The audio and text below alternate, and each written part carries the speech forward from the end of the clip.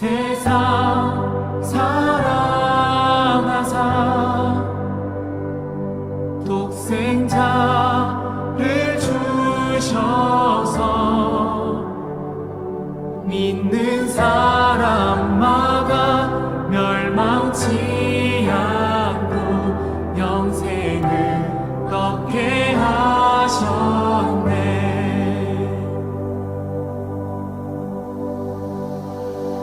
십자가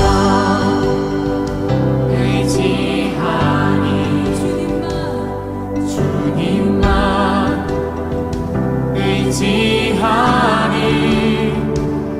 날 찾은 그의 사랑 날 구한 그의 사랑 세상 사랑하사 독생자를 주셔서 믿는 사람마다 멸망치 않고 영생을 얻게 하셨네. 주님 믿습니다. 주님을 기다리네. 주님을 기다리네. 주 말씀 기다리네.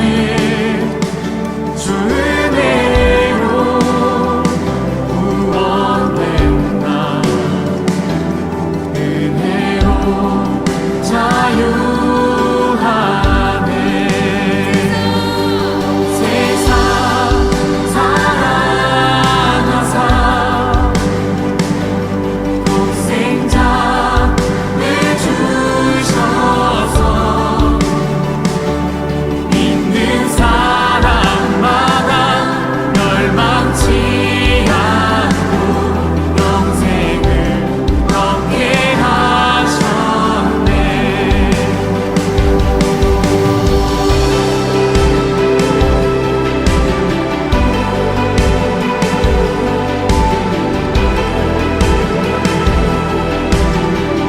모든 주의 은혜로 우리가 구원받았음을 믿습니다.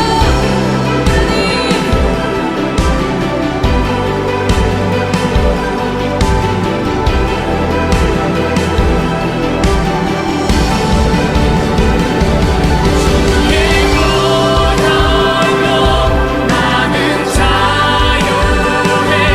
주 이름 영광 위하여 오직 주님께 모두 드리리.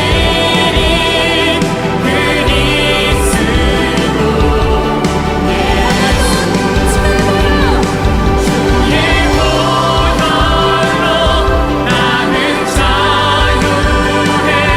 주 이름 영광 위하여 오직 주님께 모두 드리리.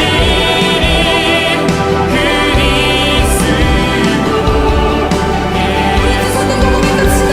세상 세상 사랑하사 독생자를 주셔서 믿는 사람마다 멸망치 않고 영생을 얻게 하셨네. 영생을 얻게 하셨네.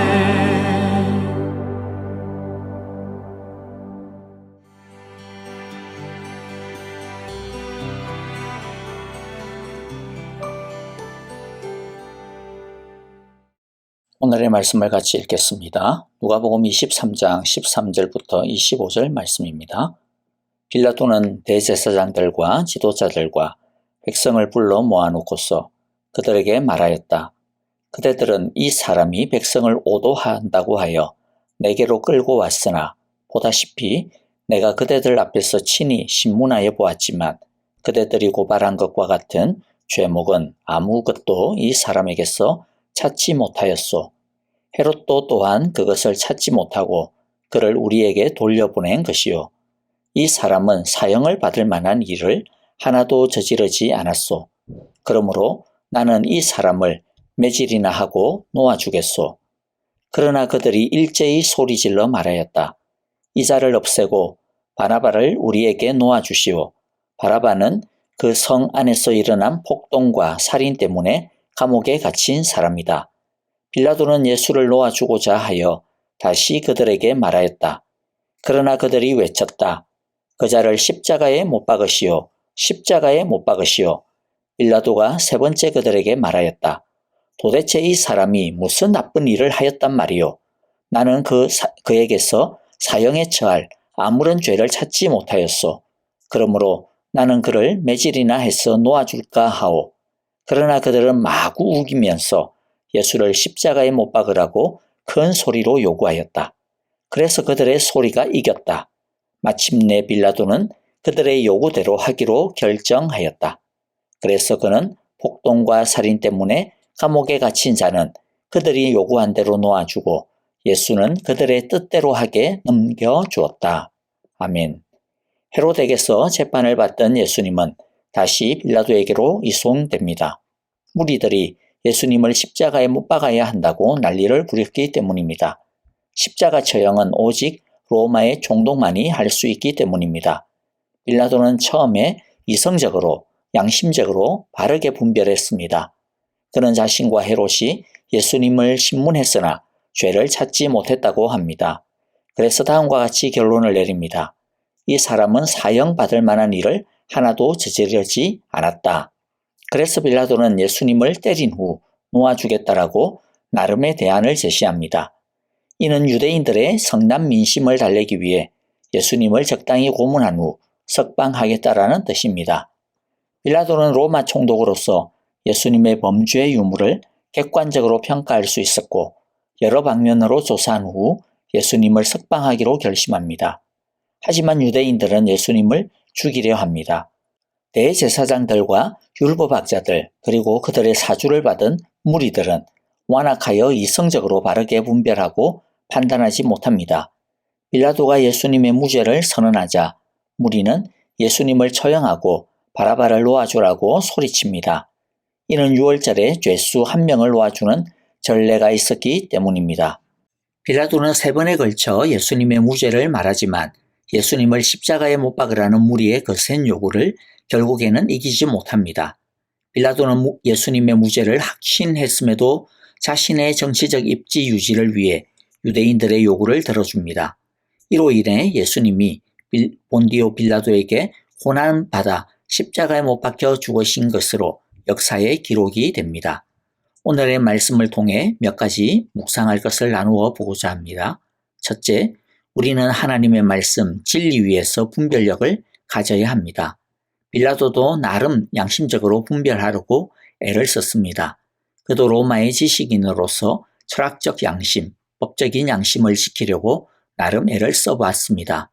하지만 자신의 철학이나 법적인 소양보다 자신의 출세, 자신의 자리를 안전하게 지키고자 하는 욕망이 훨씬 더 컸습니다. 결국 그에게 있어서 가장 중요한 기준은 자기 자신을 사랑하는 것, 자신의 이익을 지키고자 하는 것이었습니다. 우리 성도들의 기준은 무엇이 되어야 할까요? 우리도 우리의 이익을 먼저 생각하는 것이 인간이기 때문에 참 쉽습니다. 그러나 성도는 의식적으로 하나님의 말씀을 언제나 기준으로 삼아야 합니다. 내 이익이 아니라 하나님이 무엇이라고 말씀하시느냐가 우리의 양심과 판단의 기준이 되어야 합니다. 다른 사람들이 어떻게 하느냐, 세상이 무엇을 추구하느냐, 그것을 따라가는 것이 아니라 하나님이 어떻게 하라고 하시는가, 그 진리가 우리의 삶과 행동의 기준이 되어야 합니다. 대제사장들이나 율법학자들은 정말로 성경에 정통한 사람들이었습니다. 성경을 맨날 외우고 연구하고 가르치는 사람들이었습니다. 하지만 아무리 성경을 많이 알고 성경을 가르치는 것을 직업으로 삼는다 하더라도 정말로 하나님에 대한 사랑과 두려움이 없으면 아무 소용이 없다라고 하는 것을 우리가 그들을 통해서 보게 됩니다.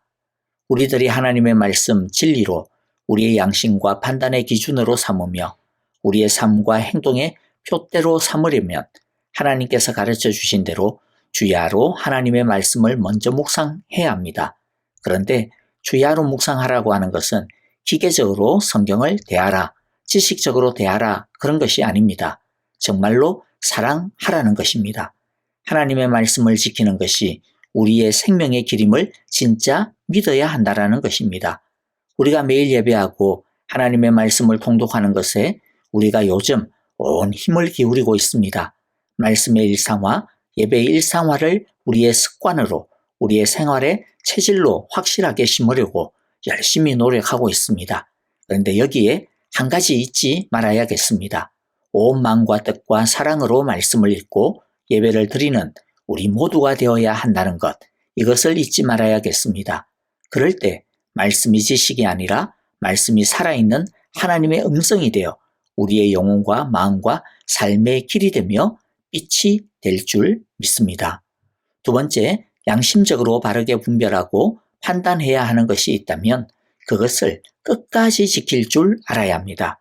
옳은 것을 아는 것은 매우 귀하고 멋진 일입니다. 그러나 아는 것은 행해야 하고 행하되 끝까지 행해야 합니다. 빌라도는 무엇이 옳은 줄을 알았습니다. 예수님은 죽을 죄가 없기 때문에 석방해야 하고 이 무리들의 얼토당토 안 하는 요구는 결코 들어주어서는 안 되는 것을 알았습니다. 자신의 양심과 법에 비추어 볼 때 마땅히 그렇게 해야 한다라고 하는 것을 알았습니다. 그러나 그 앞에는 너무나도 큰 도전이 있었습니다. 눈앞에 아우성 지르는 사람들이 있었습니다. 우리가 하나님의 말씀을 알고 그 말씀이 우리에게 어떻게 살라고 하는 것을 알아 그 말씀대로 살려고 할 때 쉽게 말씀대로 살 수가 참 없죠. 도전이 있습니다. 유혹이 있고 시험이 있습니다. 그래서 예수님도 열매 맺는 밭의 비유에서 100배의 열매를 맺으려면 바르고 착한 마음으로 말씀을 듣고, 그런데 듣고 아는 것으로 끝나서는 안 되고 듣고 아는 것을 굳게 간직하고 또 견뎌야 한다고 누가복음 8장 15절에서 말씀해 주셨습니다. 그런데 어떻게 눈앞에 닥쳐 있는 도전에 굴하지 않고 끝까지 견딜 수 있을까요? 사실 우리가 다 연약한 사람인데 의지를 굳세게 한다고 해서 그렇게 되기란 쉽지가 않습니다. 성경은 이때 필요한 것이 바로 믿음이라고 말씀하십니다. 눈으로 보이는 것만 보고 살면 눈에 보이는 것에 겁을 먹을 수밖에 없습니다. 그러나 성도는 눈에 보이는 대로 사는 사람이 아니라 믿음으로 사는 사람들이라고 말씀합니다. 어떤 믿음입니까? 히브리서 11장 6절인데요. 믿음이 없이는 하나님을 기쁘게 해드릴 수 없습니다. 하나님께 나아가는 사람은 하나님이 계시다는 것과 하나님은 자기를 찾는 사람들에게 상을 주시는 분이시라는 것을 믿어야 합니다. 믿음이 없이는 하나님을 기쁘게 해드릴 수 없습니다. 즉, 믿음이 없으면 하나님의 말씀대로 끝까지 견딜 수 없고 나중에 하나님의 칭찬을 받을 수 없다라는 것이죠. 그래서 하나님께 나아가는 사람은 믿어야 한다라고 합니다. 즉 끝까지 견뎌내어 하나님 앞에 당당히 서려면 믿음을 가지고 있어야 한다라는 말입니다. 어떤 믿음이 있어야 합니까? 하나님이 계시다는 것을 믿어야 하고 또 하나님은 자기를 찾는 사람들, 즉 하나님께 나와 하나님의 은혜를 구하고 하나님의 능력을 구하고 하나님의 지혜를 구하고 하나님의 도움을 구하는 사람들에게 하나님은 상을 주신다. 즉 하나님은 그들이 믿음으로 끝까지 버티고 인내하고 그래서 믿음으로 결국에는 도전을 이길 수 있도록 해주신다라고 하는 것을 믿어야 한다는 것입니다. 빌라도에게는 불행하게도 이 믿음이 없었습니다. 그래서 그가 볼 수 있는 것은 자기 앞에서 고래고래 고함 지르고 당장이라도 폭동을 일으킬 것 같은 성난 군중들이었습니다. 그래서 나중에 쪽박 살게 되어질 것, 그것이 그 두려운 미래가 보였습니다. 그는 하나님을 볼 수 있는 믿음이 없었기 때문에 자기 앞에 있는 예수님이 천지를 창조하신 바로 그 말씀이라고 하는 것을 알 수가 없었습니다. 그저 너무나도 초라하고 힘이 없는 야윈 청년으로밖에 보이지 않았습니다.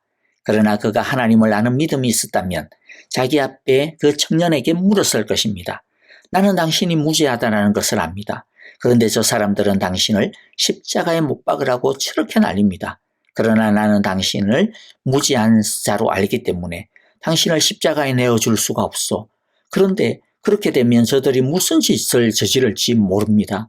당신이 하나님의 아들 그리스도라고 했으니 제발 나를 이 공경에서 벗어나도록 도와주시오. 그렇게 탄원했을 것입니다. 그러면 물론 예수님은 십자가에 달려 죽어야 했겠지만은요. 그러나 적어도 빌라도는 그 위기에서 예수를 십자가에 내어주는 자라고 하는 그 오명의 위기에서 벗어날 수 있는 길을 주님께서 열어주셨을 것입니다. 우리를 덤벼드는 도전을 넘어 하나님의 말씀을 따라 믿음의 양심을 끝까지 지키려면 우리의 결심만으로는 절대 안 됩니다. 하나님을 믿는 믿음이 있어야 합니다. 오늘 이 시간 하나님께 간구합시다. 주님의 말씀을 따라 끝까지 견디며 지키며 어떤 도전과 유혹과 시험 앞에서도 무너지지 않을 믿음을 주옵소서. 하나님은 지금도 살아 역사하신다. 내 삶을 통치하신다. 하나님은 내 기도를 들어주신다라고 하는 이 믿음을 굳세게 하여 주옵소서라고 기도하기를 바랍니다. 하나님께서 우리를 세상의 바람에도 흔들리지 아니하는 견고한 믿음의 반석 위에 세워주시기를 간절히 기도하고 축복합니다. 아멘. 이제 찬양하며 함께 기도하겠습니다. 우크라이나의 전쟁의 종식과 평화를 위해 난민을 섬기는 우리 전만규, 김미정, 전성진, 전하은 선교사님 안전과 건강을 위해서 기도해 주시고요. 또 더 풍성한 후원이 채때에 이루어지도록 기도해 주시기를 바랍니다. 형제자매님들을 위해 기도해 주시기를 바라고요. 특히 박윤경 전도사님의 건강을 위해 박한신 장로님 수술 없이도 재발되어지지 않도록 건강할 수 있도록 계속 기도 부탁합니다. 박옥장 원사님 다른 뼈에 전이되어진 바이러스가 속히 깨끗하게 치료될 수 있도록 기도해 주십시오. 그 외에 다른 연로하신 성도님들, 양로원에 계신 우리 어르신들을 기억하시면서 기도해 주시기를 바랍니다. 이제 찬양 드리고 함께 기도하겠습니다.